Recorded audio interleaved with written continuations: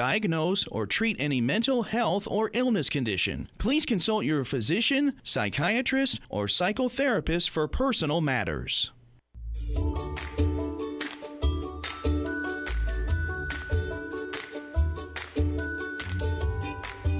Inner Voice, a heartfelt chat with Dr. Foujan.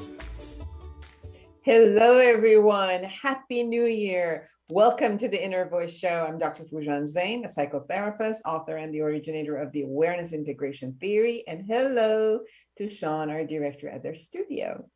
This is a show about what matters most in our life, our mind, thoughts, feelings, actions, relationships, and our fulfillment in this beautiful journey of life. Today, I will share the tip of the week about beginning the new year with setting up new intentions and goals and sharing it with the world.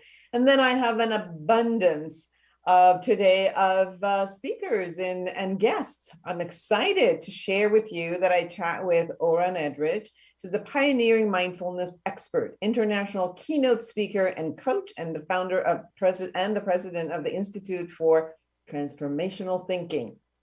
She's a sought-after expert in the field of mindfulness, transformational thinking, and self-discovery. We're going to talk about her new book, Mindfulness and Mysticism, Connecting Present Moment Awareness with Higher States of Consciousness. And guess what? The honorary Dalai Lama has actually forwarded her book.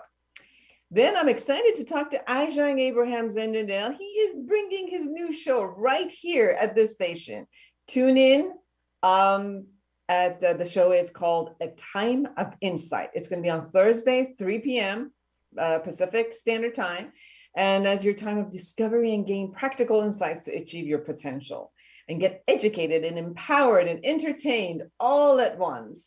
He is the founder of the Dreamality Education and Coaching, supporting people to achieve their potential and live their life. Then I'm excited to chat with Annette Simmons, from Australia, a keynote speaker, consultant, and an author of 4 books.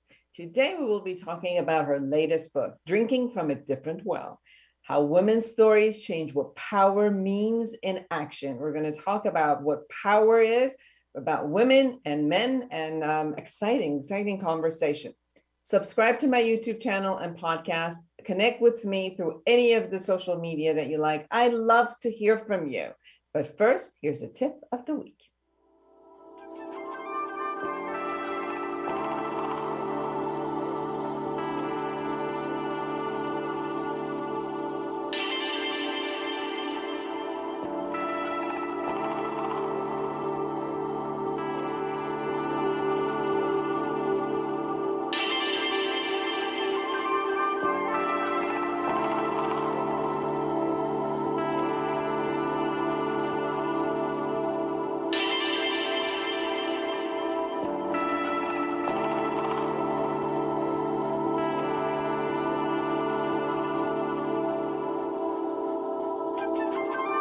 Here's the tip of the week.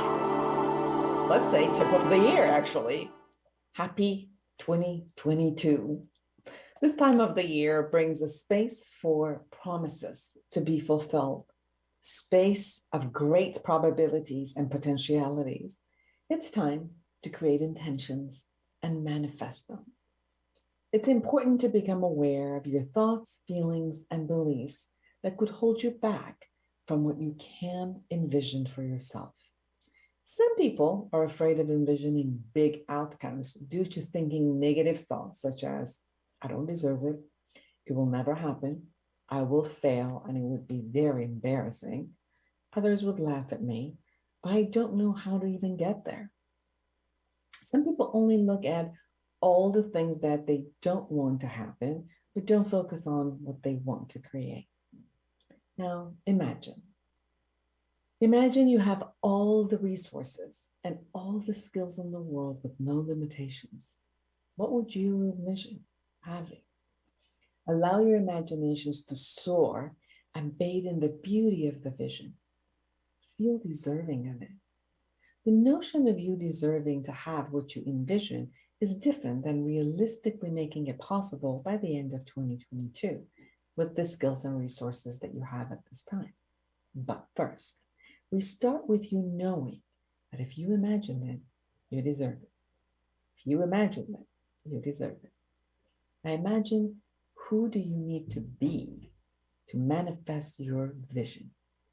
Now let's look at your vision and see what is possible and probable with your level of resources and skills. Get very specific with your vision. Check your feelings as you envision obtaining and reaching your goals. Check for all the negative and limiting beliefs that might show up again. Challenge the unfounded beliefs. Keep going through these steps until you have a clear vision of your intentions and goals for the year 2022. Create a collage and put all the pictures of your upcoming manifestations on the large piece of paper and hang it where you can see it daily. Share it with your community so they can support you with actualization. So now I'm going to share some of my vision for 2022 for your blessing, good wishes, and support. So I intend to have the awareness integration theory have a global reach of 5 million people through the Fuzhan app. So our app is coming out this year. Certifying more than 1,000 therapists and coaches globally to share this work with their clients. For intentional parenting book, which is bringing the awareness integration theory into parenting, written with two of my great colleagues, Dr. Jafferi and Dr. Manoukian, to be published by Cambridge scholars. I'm committed to operating on a higher vibration of love on a daily basis with my friends, family, clients, and all of you. And I'm committed to being mentally and physically healthy. And I intend to be abundantly prosperous and generous financially, emotionally, and spiritually. Please share with me your visions so I can be a support for you. Thank you.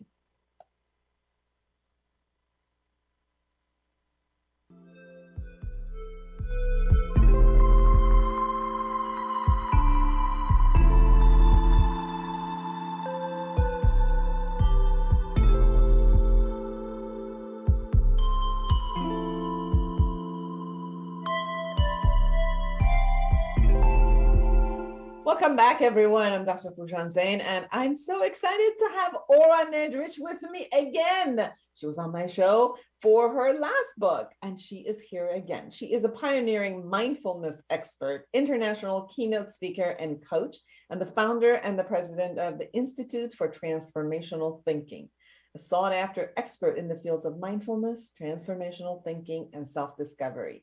She is the author of Says Who? How One Simple Question Can Change the Way You Think Forever and Live True, which we talked about, and Mindfulness Guide to Authenticity, named one of the 100 best mindfulness books of all time by Book Authority. But today, we're going to talk about her latest book, Mindfulness and Mysticism, Connecting Present Moment Awareness with Higher State of Consciousness. Welcome to the show. Hi, Fuzhan. It's so great to be with you again. It's beautiful. Now, so let's talk about mindfulness, because I think mindfulness in the people's world could mean a lot of things. So please define mindfulness. You know, all you really need to know about mindfulness to get yourself going is that it is the practice of being in the present moment. It's the awareness of the moment that you're in right now, the present. That's the moment that we're in. And then the second word, mysticism, which is mystical for people, and they can just assign anything they want to it. So what do you mean by mysticism? You know, I'm so glad you're asking me that, because I really say I want to demystify mysticism. You know, it seems like a word that's so out there. It seems like, oh, what's that? That seems so far reaching and mystical and esoteric, and I don't really know what that is. A lot of people might think it's actually not out there. It's the experience of, again, being in the present moment and having a very special moment to you, whatever that means for you.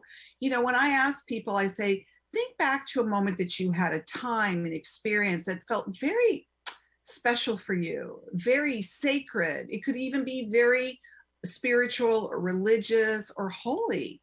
And right away people go, oh, you know what? I remember at such and such a time when I had this feeling that I was so connected to God, or I was so connected to whoever is resonant for you of your particular faith, if you have one, whether it's religious or spiritual. Or they'll say, oh, I remember, the first time years ago when I was young, I had this very magical experience. There was a rainbow that came across the sky. I felt connected to everything. I didn't feel separate from anything. I go, that's what the mystical experience feels like. It feels that we're at one with everything and everyone. The separate state, Fujian, is when we really do separate from moments that feel very magical or mystical to us. So I really bring people on this journey in mindfulness and mysticism to say, we could have a lot more of those moments if we're just open to them. What I also noticed, it was at the beginning, I thought that if I close my eyes and go into meditation, that I would create that for myself. And then I realized most of the time when I do that, there's just more like flood of thoughts, and it shows up and I kind of get involved in my thoughts. And then I realized that I get to this place where you were talking about with my eyes open, actually, when I really get in the zone and engrossed with just the beauty of whether it's the nature or whether it's the sunset or just looking at the face of my dog or my husband, and then I'm like, oh, I love, and that experience of connection actually gets me into that, what you were talking about. And it's interesting because most of us, when we think about mindfulness, we think about meditation and we think about being with us. For me, it was very different going from me to the in-between, to me experiencing my experience of the world. So well said, and that's what I want people to understand. This isn't about just the time that you put aside to meditate.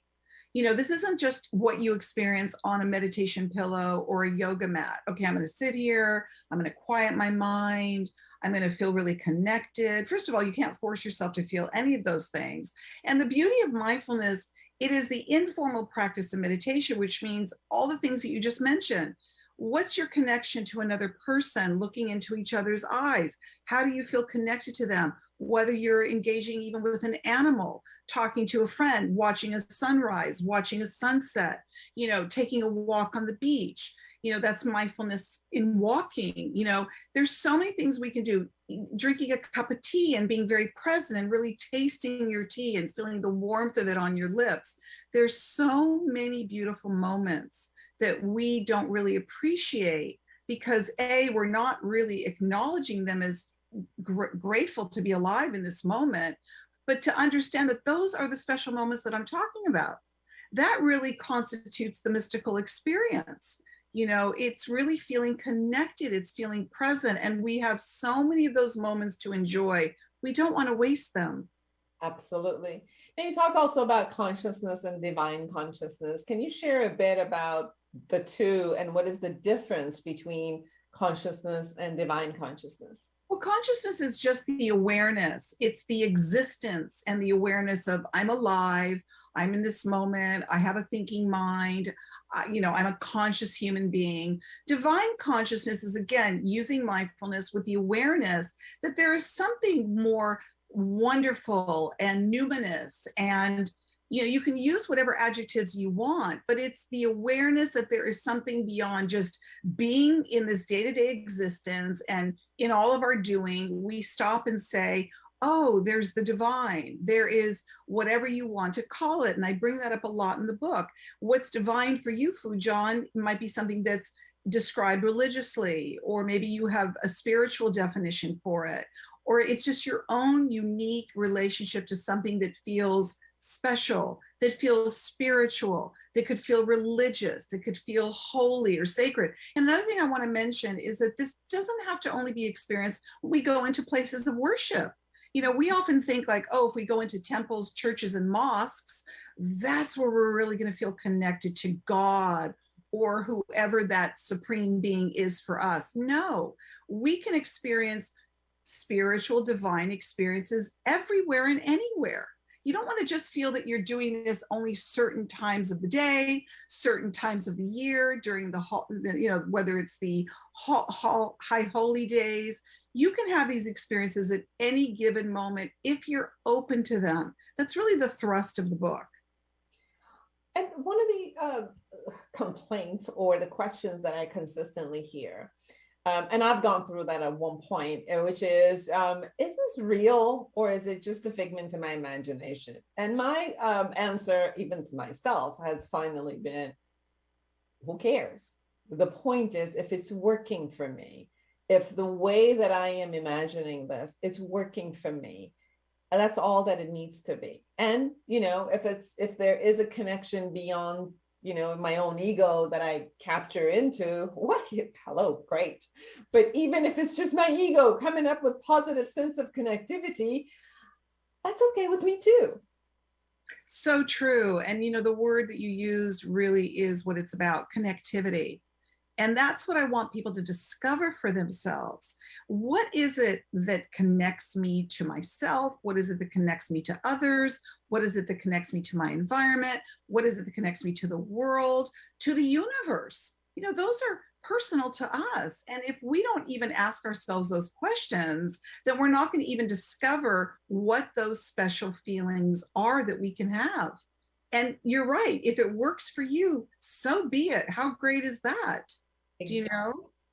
Now, you also have had the Holiness Dalai Lama actually forward your book. So how was your experience with him?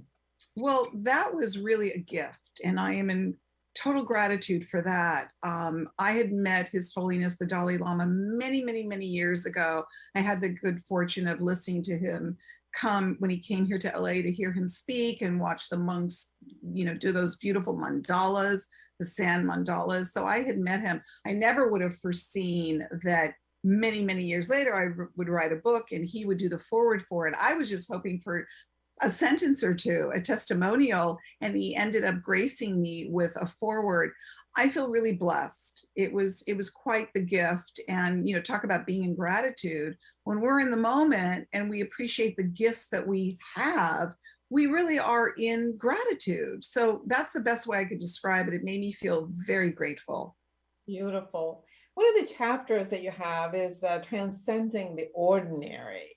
And sometimes people think that the mystical aspect of this has to be so extraordinary that they're waiting for something particular and not really holding gratitude for what is here and how they can see that. Can you share a little bit about that? Absolutely. We have to really reflect on the moments of our lives. And again, to use that word gratitude, to be able to say, wow, that was a really special moment for me, that our lives don't have to be, when I use the word ordinary, so many people feel that day in, day out, they're just trying to survive, and they're just trying to get through the day. And I know that it can be difficult. Life has its challenges for sure. But, the way in which you can have moments that feel more special for you. Yes, it doesn't have to be all the bells and whistles and fireworks, But if I, again, ask people, which I have, do you ever remember having just a great moment that you went, oh, this is such a special moment, or, oh, I'm so happy, or, oh, this is the greatest moment of my life. To again, think back to some of those moments that you've had that felt very special to you. Sometimes we just need to have a recall of those moments that were very special to us, to acknowledge that, hey, you know what? I've had moments that felt maybe even extraordinary. They felt more special. You don't want to take those moments for granted. You want to acknowledge them and know that you could have many more of them in the days to come. Yes. And you also share about living a divine life, as if like there's a certain value system that you uphold, and then you're committed to choosing that type of a life. Can you share about that a bit more? I use the word divine because I feel that really connects us, again, to use the word, the connectivity, that connects us to something that holds greater meaning for us. And that, again, is personal. For people to say, oh, I'm not religious or I'm not spiritual, some people don't think of themselves in those ways, and I respect that. But that doesn't mean that you can't have, again, these special moments in your life, or feel that there is something more divine that is the guiding presence in your life. And that's what I'm asking people to connect to. And for someone perhaps that doesn't feel that or doesn't know what that is, I suggest that they sit quietly and ask themselves or close their eyes and just even in contemplation, what connects me to being here? What connects me to my life? What gives my life purpose? What gives my life meaning? I would tell you, I'm sure that they will feel something in their heart, and give yourself that opportunity to connect to that sacred divine place within you. We all have it. We just need to connect to it. Yes. And you talk about surrendering. And I think this is probably one of the biggest challenges of people who having the ability to just kind of like surrender into their divine self, let's say, or to the space that there is, versus consistently attempting to control it or resist it more than anything. And that's a skill to come to. And then when you come to a space where you have the ability to surrender, a lot opens up.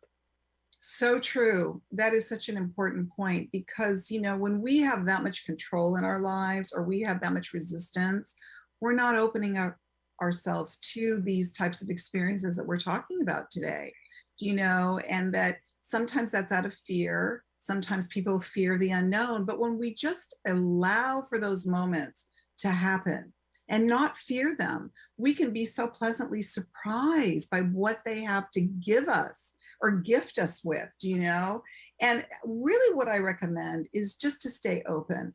Try and stay open. And even if someone says, well, I don't really know what that feels like, tell yourself, the subconscious mind takes the direction from what we tell ourselves. So if you say something like, I am open to receive, I'm open to allow myself to feel comfortable, to go towards the unknown and not to let fear control my life. Too many people are controlled by fear, or as you said, resistance. So, try and have your inner dialogue be about, I'm open to receive, I'm open to allow, I'm open to show up in the moment. That's mindfulness, showing up in the moment. Absolutely. 1 minute, anything that we haven't touched upon that you really want people to know? Just basically what we're saying, here we are, it's 2022, it's a new year. How exciting to start this new year with just a more open, expansive way to look at your life. So that's really what I would encourage your listeners, is to start this year by being more open and allow yourself to receive the gifts of life. There are many to experience on the life journey. Beautiful. Aura, Nadrich, everyone, Mindfulness and Mysticism. Please get the book. It's a wonderful book. I've gone through it. I love it. And thank you so much, Aura, for being on my show again. Thank you so much for having me. I really enjoyed it. Beautiful to have you. Don't go anywhere, everyone. We'll be right back. Everything must change.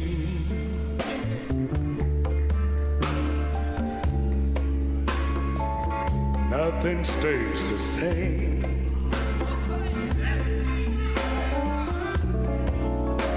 Yes, Hey everyone, I am with Arjang Abraham Zendehdel. He, for more than 29 years, has been training and researching over 14 disciplines to master the secrets of success and fulfillment, what all of us want. He's also a certified master result coach and master practitioner of neuro-linguistic programming. He's the founder of Dreamality Education and Coaching, supporting people to achieve their potential and live their dreams. He's combined profound wisdom of integrated 14 disciplines and invented some of the most cutting-edge techniques in the world called precision transformation technology, including a revolutionary emotional transformation technique. Today, he has a surprise for us right here at the station. He's going to have his new show. Welcome to the show, Arjang. Thank you so much, Dr. Foujan. It's a pleasure to be here. Thank you for having me on. I've known you for so long. Oh my God, I think you were a teenager when I got to meet you.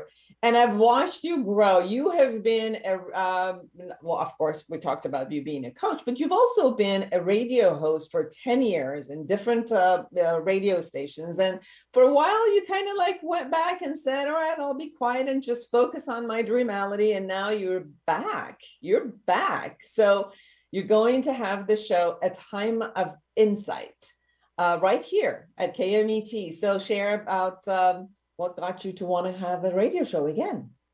Well, thank you for having me on. And as you remember, of course, you were one of my guests when I had my show, A Night of Insight. That was a nightly show. So that's why we called it A Night of Insight. And we decided to call this A Time of Insight because it's not just nighttime and it's going to be a podcast. So we calling it now A Time of Insight. I just felt it was the right time. I felt like it was necessary for me to step up as someone who wants to bring positivity and light into the world and make a much bigger impact in the world. And, you know, Fujan, I hope you're okay with me calling you Fujan because we have a personal relationship that goes back decades. I wasn't a teenager when we met, but I was in my 20s. And so, you know, it's my calling to do radio. When I was an intern in college, I went to the Voice of America, which at the time broadcasts to about 40 plus countries in to about 100 million people. And I worked in the office of the director and I worked in different places. And that's how I got into radio. And I feel it was meant to be. It's a divine calling for me to be on radio, to do now podcasting. So I felt it was just time to step up and make a much bigger difference in the world. So here we have A Time of Insight for the listeners to enjoy.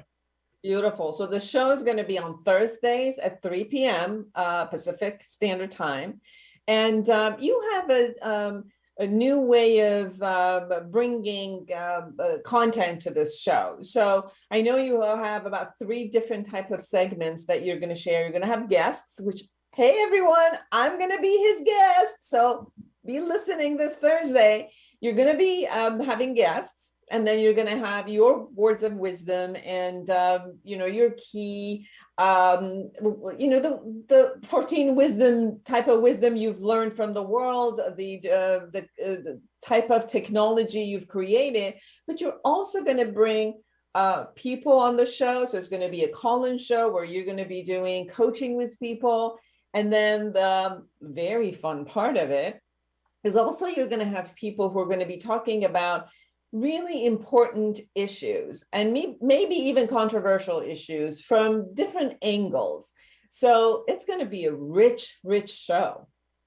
Yes, absolutely. So first of all, A Time of Insight. The purpose of the show is to support people to discover and achieve their potential, which is also what my organization, Dreamality Education and Coaching, is about. So this is now just a wider way to support people to do that. We follow the E3 model, which is to educate, empower, and entertain all at the same time. So that's definitely going to be there as a kind of a backdrop of how we're going to approach it. And as you said, there's definitely 3 different types of segments that we're going to have. Not every show is going to be split up into 3 segments, but one of them is to have great people like yourself, leading authors, experts from different fields, from science, health, environmental issues to psychology, personal development, spirituality, etc. And I had the opportunity to have, like yourself, really great people like Dr. Deepak Chopra on my show in the past, and Marianne Williamson, and also, sorry, it's new technology, left the phone out. Marianne Williamson and Carolyn Mace and Dan Millman and Dr. John Gray, Dr. Brian Weiss. So we're hoping to have a lot of great people on the show so we can really get into depth. And the idea of the show is to really pull out insights and wisdom that we can apply in our lives to make our lives better in a very practical way. And then the second segment, as you mentioned, is definitely sharing wisdom, coaching people. We're going to see how that goes. It's a new, radio station. I'm going to see how that goes. And then the third, which I'm excited about, which I've never done before, but it's definitely up my alley. I have a business degree from Pepperdine University. I have an MBA from Pepperdine. And when I was at Pepperdine, I went to their law school and became a certified mediator. And Pepperdine at the time, for more than a decade, was the #1 school for mediation, for dispute resolution in the country. #2 was Harvard. And this was a great experience. And I have incorporated my mediation in my coaching. And a lot of what I've seen is that when people come from different sides in different television shows, radio shows, it's about debating and winning your side, right? And sometimes people tear each other apart. And what I want to do is a different kind of conversation, which is a model for humanity of harmony, which is let's converse to, first of all, see where we have common ground. Number two, seek truth. So it's not about winning, it's about let's seek truth. And three, clarify differences, because there are real differences and that's okay. And we can have differences and agree to disagree. So it's really about how do you bring different sides together to really converse and find insight on different points of view and really understand each other and be able to find common ground, clarify differences, and still get along. And I think that is so, so hugely important throughout human history, but especially now when there's a lot of divisions, to really have that. So that's something that I've thought of and I'd really love to do and we're planning to do on this show. I do think that's very important right now, because I also think it becomes a role modeling of how to have a listening for other people. So hopefully not only people will hear new ideas, hear both sides or multiple sides of an idea, but also have a role modeling of how a mediation and a conflict resolution and listening to each other will work out. So I love it. I can't wait to hear your show. I can't wait to be on your show. Yes.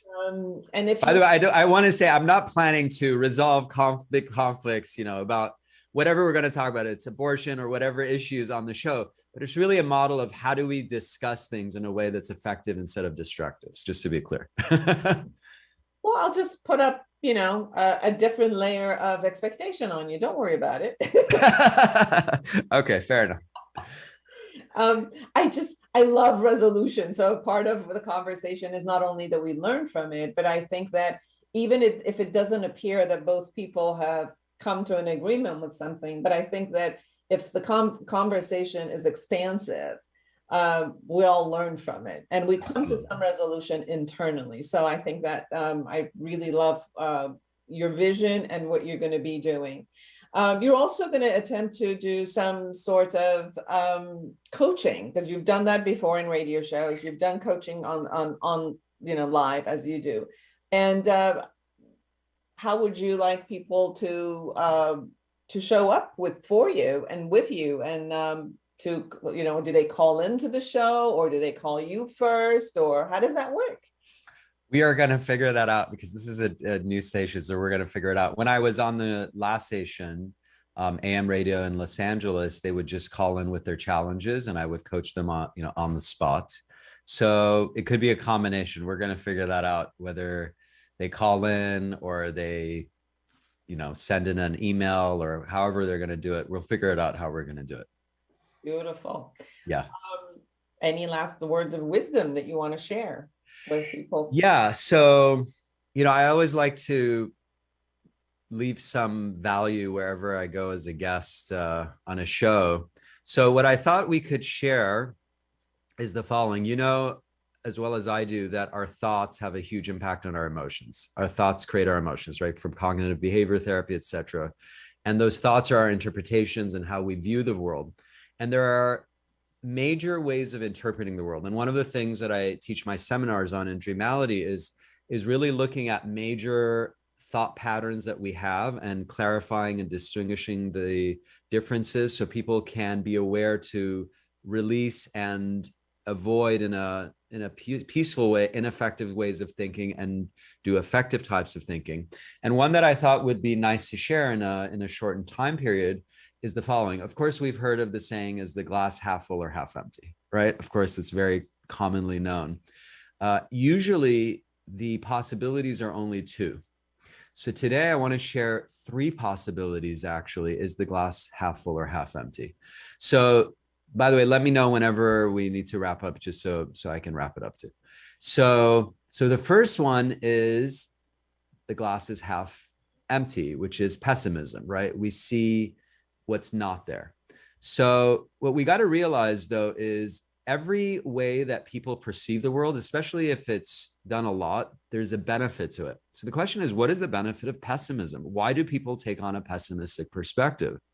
And in my experience working with myself and thousands of people, the benefit is the person sees what's not working, what's wrong, so they can improve it, whether it's within themselves or others.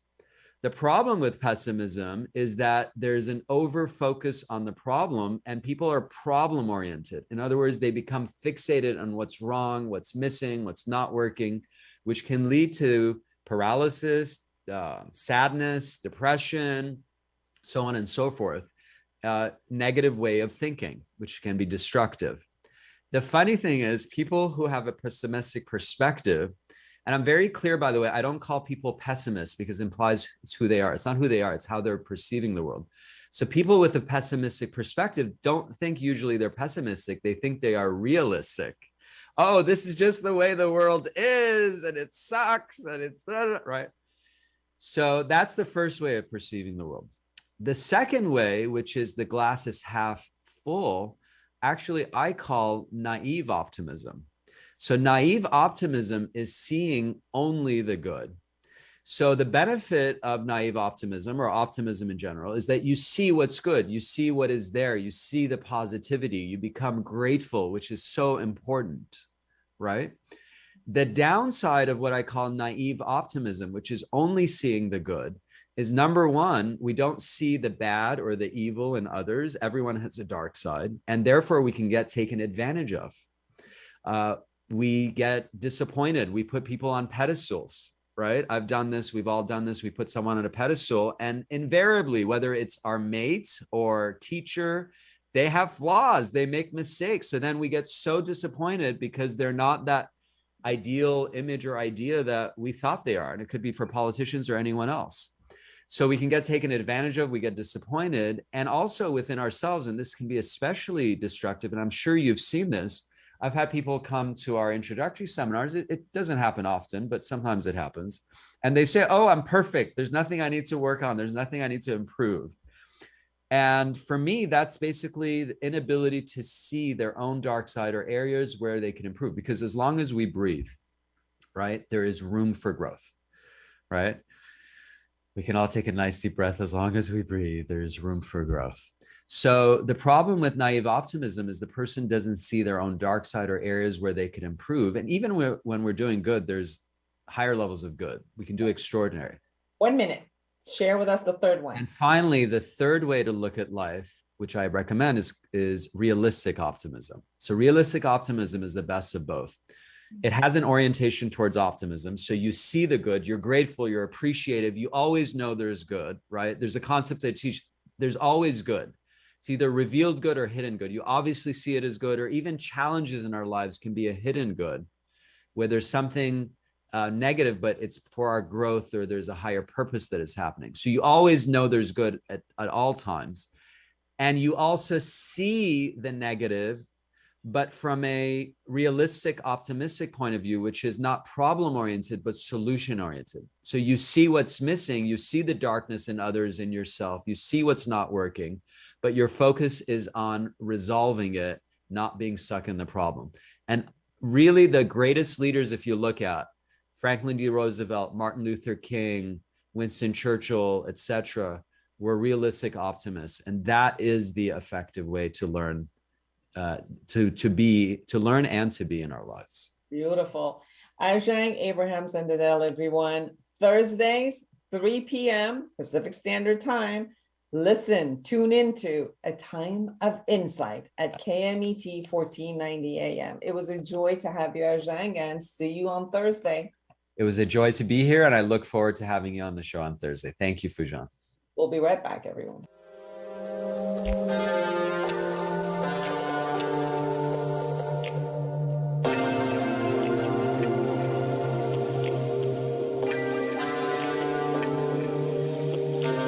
Welcome back, everyone. I'm Dr. Fujan Zeine, and I'm excited to have Annette Simmons with us. She is a keynote speaker, consultant, and author of 4 books, including The Story Factor, listed in the 100 Best Business Books of All Time. She got her business degree from Louisiana State University and spent 10 years in Australia in international business and got her a master's in education, right? From Northern California State University and founded Group Process Consulting in 1996. Her new book is what we're going to talk about, Drinking from a Different Well, How Women's Stories Change What Power Means in Action. Nice to have you with us. It's a pleasure. Thank you. I really enjoyed your book. One of the words that, the sentences that you said is, it became clear that the real problem was that even women don't value their own point of view, although we had heard that most of the time men don't hear that. And you start your book with your own experience of how you said, it's not my experience with some of the things that have happened out there. It's not that when I'm humiliated as and sexualized or demeaned, I don't do like this fight or flight. I just play dead. And I recognize that. I really related to that many times we have learned as we just should not say anything and play dead because there's so many other things that are supposed to happen, whether we're in the businesses or family life or society, that somehow like we don't know what else to say. And then it just feels really nasty inside. So I know you opened your book with that, and I just wanted to open with that too. Yeah, I think that because men were the subjects of most research for a long time, they thought that our responses were only fight or flight. And that is, in a masculine point of view, they're, either like this or running. And women to have this response called freeze.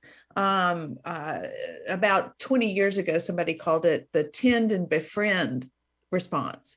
So that if you look at caveman days, and back in the days when we needed men to help us take care of the children, and we needed other women, because you can only carry a couple of kids at a time. Whenever there seemed to be a possible break in the relationship, we would seek to de-escalate. And so it was actually in our survival interest to freeze, shut down, perhaps what the first thing that came to your mind, but over time, what happened is that with this response, particularly when you have a past history of being sexually abused, which is true in my case, does not allow me the brain power I need in the moment. It's, you wake up at 2 or 3 in the morning, you think of that perfect thing you should have said. Well, knowing that I have a tendency to kind of shut down gives me a chance to compensate with other strategies. For instance, one of the things that I do is have a mental rehearsal, so that when I am in that situation again, I have, one of my favorites is to lean forward and go, tell me more. Anything to get, continue the exchange of information so that we can negotiate something other than you win and I lose. And it seems like you're shifting the dynamic of power at that moment, because if you are experiencing power inside, then you could attempt to shift the power position that at that moment it appears that the other party is powerful and I'm totally powerless. And what I'm hearing from you is when I strained the internal part of me, knowing that I ultimately am not, and if somebody's playing the game to prove that I am, I can have other strategies that show up and says, I'm as powerful as you are. The problem is that we have given in to this idea that we're going to perceive life as a game, as if there was one with more power and one with less power, as if there was a competitive situation. But women don't approach power in the same way. We think of power as being power with, and that's a very different approach. Power over is in a game what you use to win, and basically it means to dominate. But women have a preference for collaborative narratives, where if there's 5 of us in the room, 5 of us share the power to both identify whatever the problem is which is a lot of times gets identified as a game when the men are in control. It's like even a disease becomes a battle to win. And when we look at it collaborative, we've got 6 different points of view that we put together, kind of like the old the Sufi poem about the 5 blind men and the elephant. We're not looking to battle it out between the one who has a hold of the trunk and the one that has a hold of the foot. We realize that we need all 6. And so it's a different approach to even trying to figure out what's wrong. We never do it by ourselves. We're interested in creating a collaborative, much bigger picture than just some game to win or lose. What do you think about women being in the game of corporate world, which was competitive, and then learning the game and playing that game when they are in authority? I've worked with women bosses that have been much more competitive or attempted to overpower in the system that they were running or leading or managing companies, in a sense. And the other side of it was also that women, if they have a couple of children, they also have learned how to dominate a home, being in power and telling everybody what to do. And sometimes even when you look at a family dynamic, the women are in power in a sense and telling not only their children, but then their husband comes home and they're doing exactly the same thing as that. Right. So they learn the game. They learn the game and decide to win playing that game. Yeah. And so that requires that you dominate. And that you marginalize people who disagree with you, and that you are fairly sure that people who might challenge your position are afraid of you. These are the behaviors that happen when you decide that life is a game and that's what you're going to play. But let me speak personally, because I was in corporate America for 30 years, and I can tell you that I learned how to play the game. And I decided to play it that way. One of the things in becoming, I called myself the action plan queen. I was like, oh, I know exactly what we need to do here. And this is your job, and your job, and your job. And now if everybody would just do it. Well, for one thing, it doesn't work as well for women as it does for a lot of men. And what you're talking about, this accelerated kind, is kind of the hyper bitch. So she has to actually elevate it even more than the men, so all the men are scared of her. But the problem with it over the long term is that work feels less and less meaningful. We are less and less engaged, and now it appears that we're actually, by buying into this only one competitive narrative, we're actually contributing to some of the major global problems in the world, where people aren't able to talk to each other.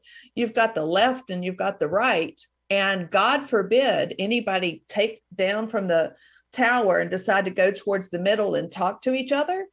We get slings and arrows from both sides because they can only conceive of this as an opportunity to either win or lose, when the truth is that we can collaborate, and it requires some self-discipline on both sides. Of course, nobody wants to hear that, but it is in the middle where we find the solutions, because left and right, you could summarize them as being concerned only about safety or only about freedom.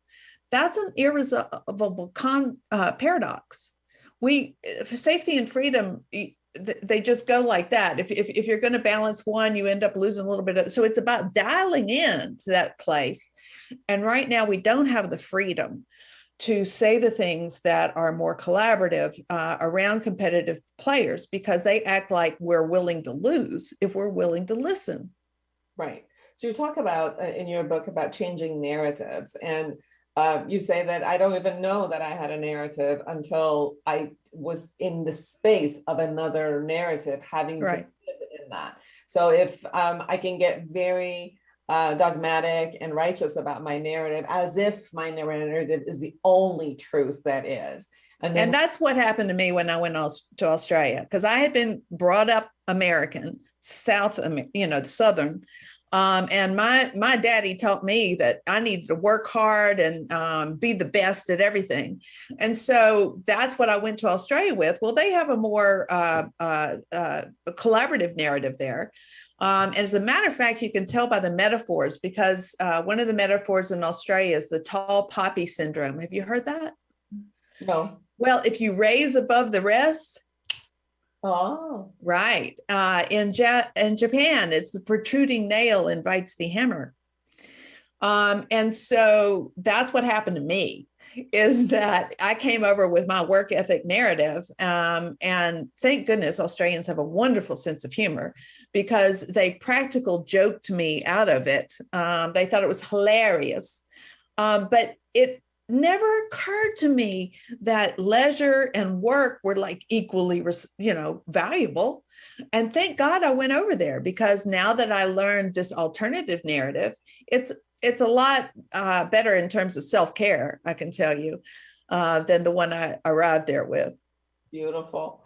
You share that trust in your ability to reason, resist gaslighting, stick to your own narrative, and prioritize a moral win of us, the bigger picture, versus just where I'm coming from, and construct a shared frame of reference in your book. Can you share a little bit about that?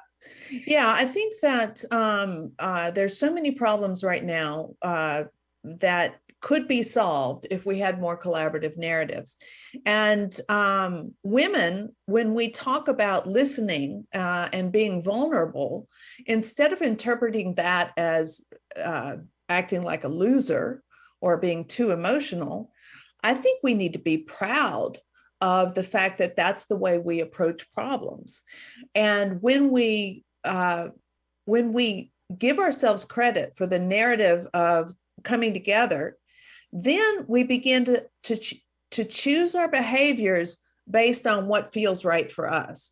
In the nursing industry, the attrition of nurses leaving, not just with the pandemic, but before, was identified. At least one strong contributor was a sense of moral distress.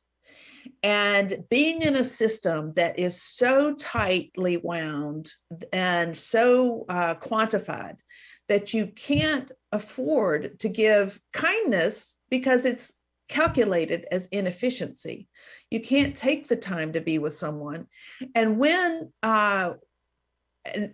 men or women who have this desire to help get that help defined as being inefficient, then our jobs become so unbearable that we leave. And so a lot of the women who haven't chosen to stay in C-suite, even though women could get these positions, women walk away.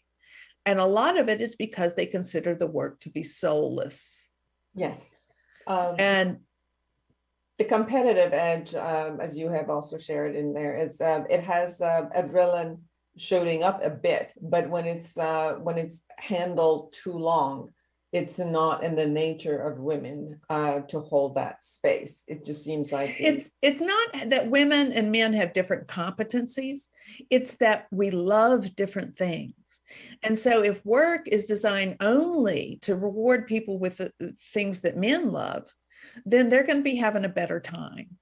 And so they are, they really want to nail it and annihilate the enemy and all that sort of stuff. And that was fun. I've even had a man tell me, this whole collaborative narrative, it's boring.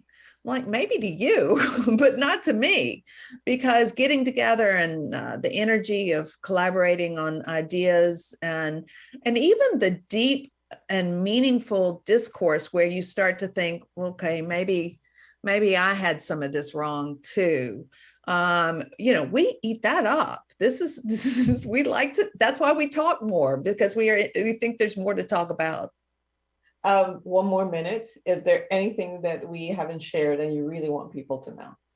I really want women to think, instead of looking at gender as something that is irrelevant, because there's a better, worse sort of comparison, is to think about how male and female both bring survival strategies that complement each other.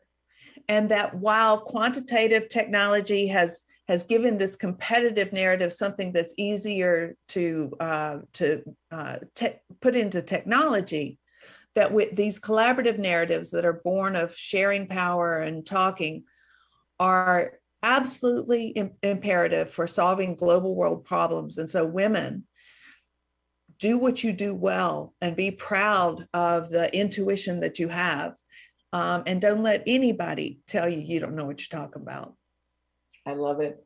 Annette Simmons, everyone. Drinking from a Different Well, How Women's Stories Change What Power Means in Action. Go to differentwell.com to get the book. Thank you so much for sharing your world, sharing your book with us. Thank you for being here. Thank you. And for all of you who are out there, create an amazing life for yourself and everyone around you. And until next week, bye-bye.